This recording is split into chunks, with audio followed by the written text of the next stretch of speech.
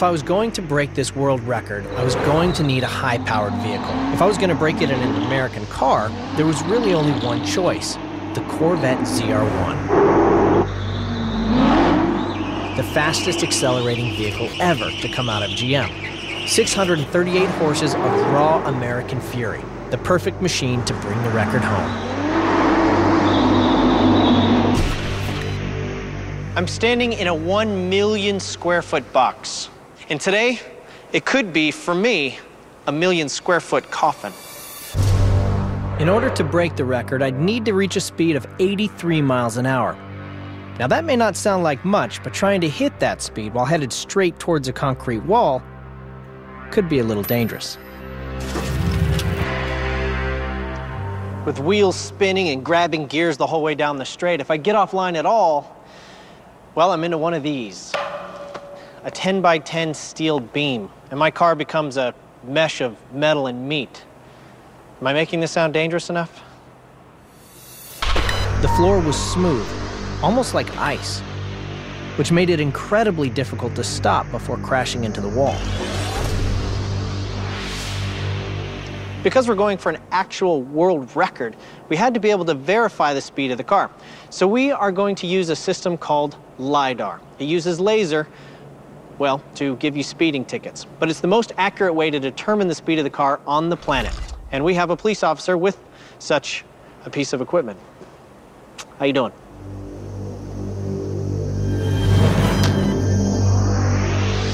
I was ready, but wary of the ZR1's power being able to make it to the ground and getting enough grip. So they got me in a helmet, I think really just to raise confidence, because it's not going to do squat if I hit one of these poles. Basically, I was about to drive a muscle car on ice, as fast as I could, towards a wall. Good launch. Short shift to second gear, a little bit too much wheel spin there. It's moving around a lot. Head of the ring. Looking for a braking point. 65, 68, 69.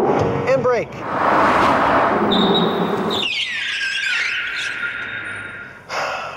That was close. That was close. I tried hard on that one. The floor was just too slick for this much motor. The ZR1 just couldn't put the power down.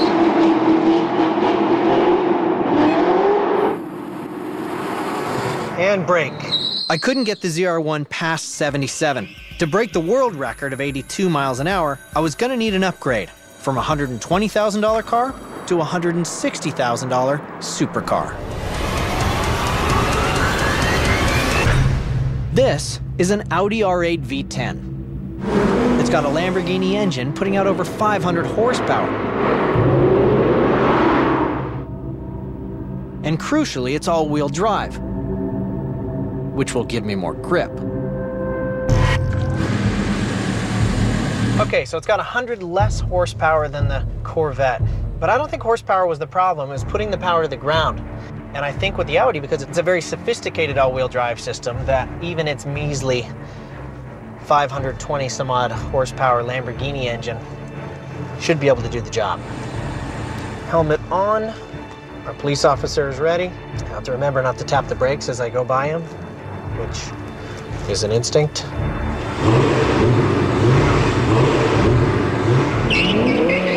Oh, it's a good launch.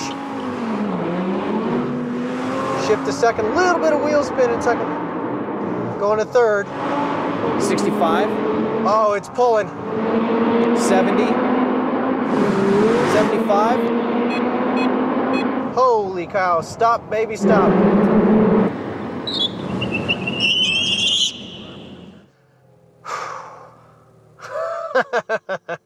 You have a speed on that? 81 miles an hour. Ah! 1 mile an hour short, is that right? Affirmative. The R8 was giving me the grip I needed. It was now about finesse, less wheel spin on my takeoff, and timing my braking point perfectly. 40. Whoa. 50, 60, 75, and braking. Ah! Why do I feel too old for this? We have a speed on that? That speed was a world record-setting 83 miles per hour. Yeah, that's what I'm talking about. World record, Audi R8. I cannot believe it.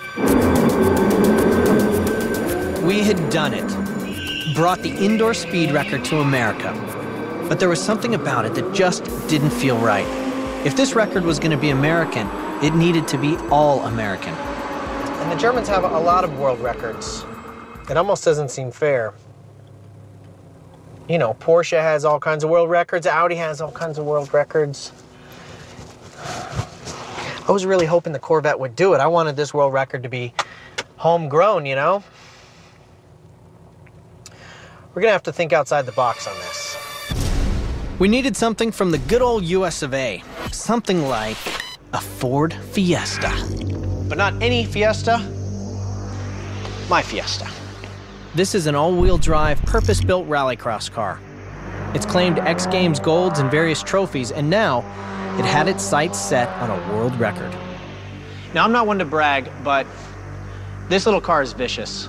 It's 600 horsepower, goes 0 to 60 in 2.2 seconds, is all-wheel drive, and to get one, it's not just like the $14,000 Fiesta in the dealership. You'd have to trade in 4 of those V10 R8s back there. At $500,000, this car is a completely different animal than the ZR1 or the R8. This car required a hands-on team of technicians. We went down in pressure? Yeah, we're going down in pressure. Get better grip. Until the tires get up to temp, I went and did a couple donuts. Yeah. My crew adjusted the suspension, checked the tire pressure, and I was ready for takeoff. Now, it may look like I'm wearing a giant clown suit, and that's because I kind of am. But I still want some fire protection, because with this car, the fuel is a lot closer to the driver than in a street car. All right, here we go.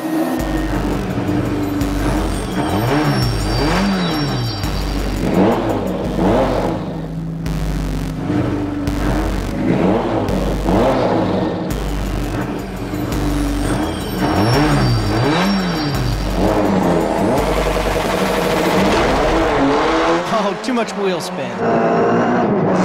50, 55, 60, 65, 70, 80.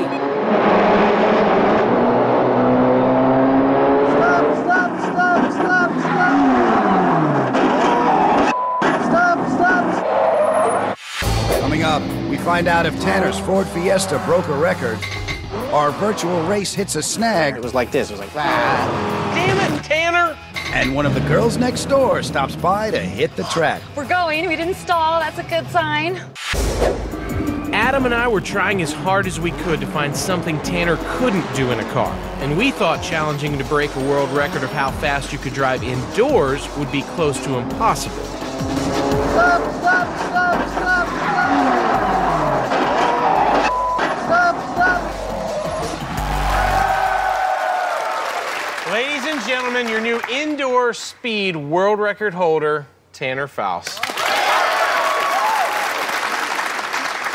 At 87 miles an hour, no less. Now, you make it sound like that wasn't that fast. To get the record, it had to be in the same room, starting and stopping, and it was slippery. And you set that record in your Ford Fiesta rally car. Yes. So now there is a world speed record on this planet held by a Ford Fiesta.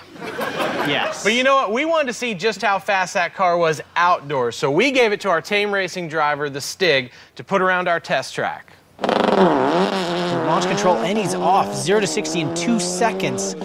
Just an incredibly fast through the gears. You can hear how close the gear ratio is. A little bit of nosedive as he comes into the first corner. Stig really carrying some speed. Little brake lock up through there. Pretty composed through the chicane, and as he comes into the teardrop, working the shift lever, that's what that is near the steering wheel lever, and then this is the handbrake that he's pulling here as he comes into the tightest section of the track. Probably using the handbrake here. Yes, gets a little rotation, but very clean on the exit. All-wheel drive, putting the power down, getting some of the cleanest exits out of the teardrop. A little bit in the grass. That's all part of rallycross. Very strange to see a Fiesta 129 miles an hour through a corner, still looking very composed. You can see that suspension just absorbing everything as the Stig comes into cameraman's corner. working a little bit on the steering wheel, indicative of a short wheelbase car that the Fiesta is, that it is a little bit twitchy as he comes into the S's. This is going to be a pretty exciting part to drive through here. Extremely fast through there, 90 miles an hour into the last corner, just sliding through the last turn and across the line. Now that looked crazy fast. Really fast. Where is it? Oh, the time? Yeah, where where does it fall here? Well, where do you think it fell? I mean, there's a lot of good cars on there. Are you going to put the time up, or are you just going to stall? Well, honestly, you know a lot about cars. Do you think it's faster than, say, a Panamera, or is it faster than the SLS?